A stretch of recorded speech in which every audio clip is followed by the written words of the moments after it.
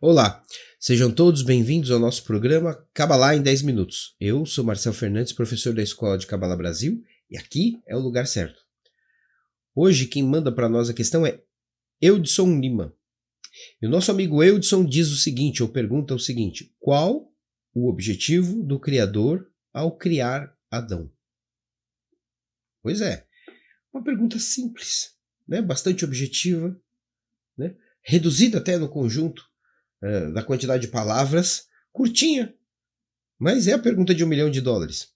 Veja bem, para entender isso em profundidade vai levar alguns anos estudando, né? Porque se o Criador tinha um objetivo quando ele começou essa história toda, e tudo isso está se desenrolando desde aquela época, é porque não deve ser um objetivo simples. Essa é a primeira conclusão da gente.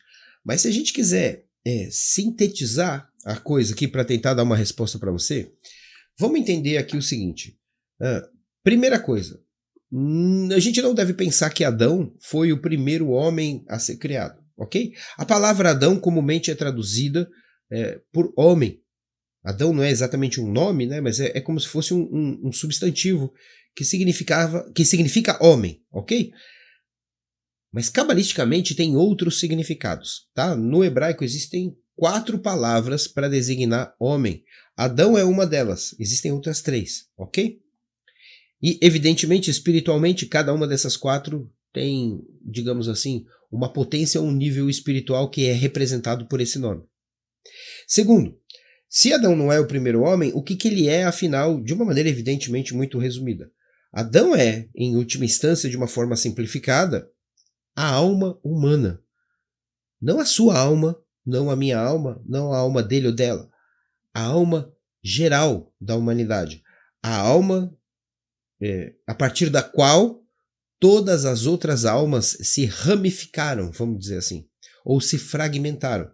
Uma boa ideia aqui, uma boa imagem, talvez, uma boa metáfora, seria a ideia de uma árvore que vai se ramificando. Então você tem ramos diferentes, mas todos eles estão conectados no mesmo tronco, e todos eles possuem a mesma raiz. Então Adão é o início de tudo, e não existe essa separação como a gente crê. Na Kabbalah, não se diz que nós somos irmãos como a gente aprende na religião.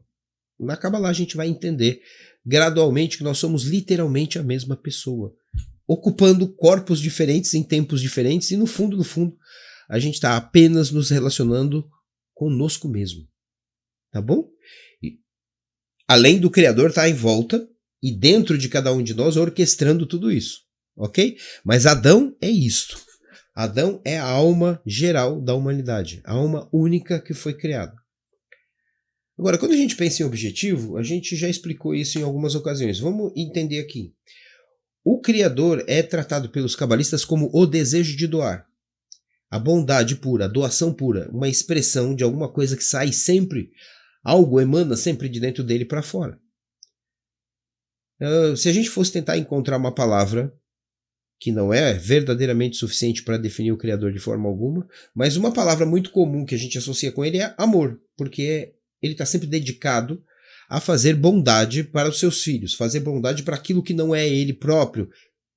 Isso também é esquisito de falar, porque de uma certa maneira não há nada além dele.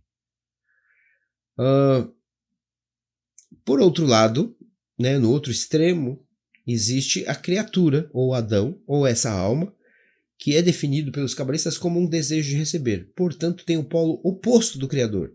Ele é o doador e a criatura é o receptáculo. O Criador doa e a criatura recebe.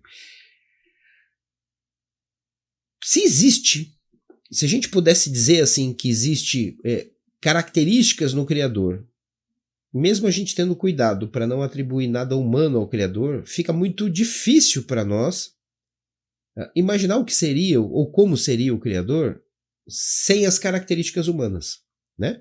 Então a gente muitas vezes imagina que o Criador ele é bom, que ele é bondoso, que ele é amoroso, que ele pode ser severo, ele pode ser punitivo, ele pode ser misericordioso, ele é sublime, ele está acima do bem e do mal, ele está acima do tempo e do espaço, etc, etc, etc, mas que são todas observações a partir do nosso ponto de vista.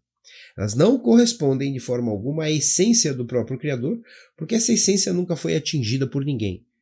ok? Então, tudo aquilo que a gente concebe a respeito do Criador é uma concepção humana ilimitada, ok?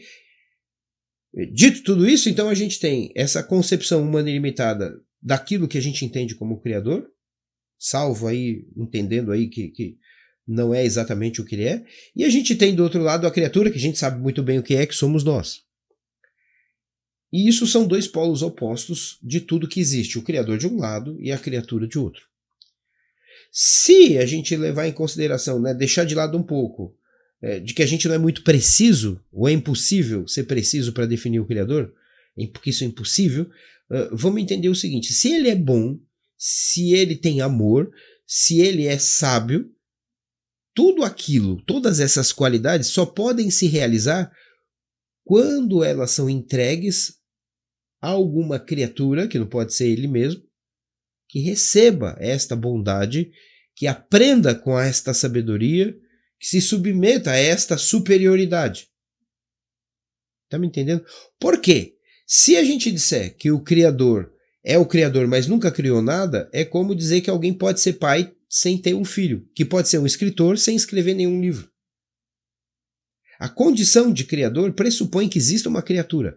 A condição de bondoso pressupõe que ele dedique a sua bondade a esta criatura. A condição de misericordioso pressupõe que ele aponte a sua misericórdia na direção daquela criatura que merece, que necessita desta misericórdia porque errou.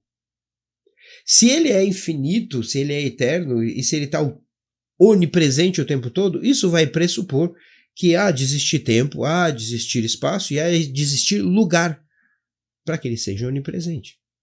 É óbvio que ele está acima de tudo isso, mas a gente entende ele a partir do nosso ponto de vista. Em última análise, o Criador cria a criatura para poder doar sua bondade sobre ela.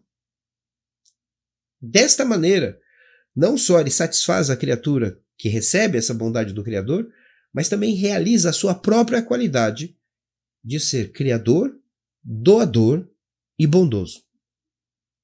Se não existir a criatura para receber isso, ainda que essas qualidades existam no Criador de alguma maneira que a gente não consegue imaginar, elas não teriam vazão, elas não teriam realização. Seria apenas um potencial frustrado ou não realizado. Foi por isso que ele criou a criatura. Ok? Espero ter ajudado. Convoco todo mundo a continuar enviando suas perguntas. É simples, é fácil, não dói e, acima de tudo, é de graça.